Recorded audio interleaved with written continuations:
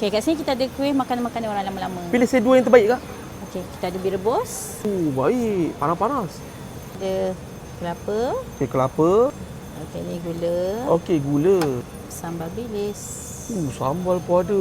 Dah siap satu, Kak, Kita ada pisang rebus. Paling legend, Kak, ni, Betul. Makan dengan kita ada kelapa, Okey, kelapa.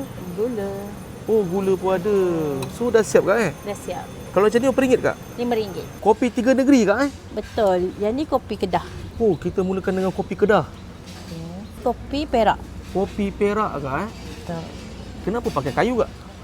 Sebab aroma dia berbeza kalau kita masak dengan biasa. Kalau akak suka Perak, tapi best seller Johor. Yang ni paling best seller kat sini, Best Kak. seller. Okey, yang ni kopi Johor. Kopi Johor. Kopi Johor. So, personally, memang pekat lah tiga-tiga ni, Kak, Betul, tiga-tiga ni pekat. Cuma rasa je berbeza. Kita bagi percuma biskut.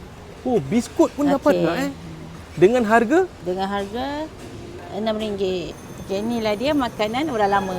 Dah siap, Kak, Okey, dah siap dah. Nak cari kedai kat mana, Kak? Okey, sisik sehijau dia daun, Maib sedang. Dari 7.30 pagi hingga 4.30 petang. Terima kasih, Kak. Assalamualaikum. Waalaikumsalam.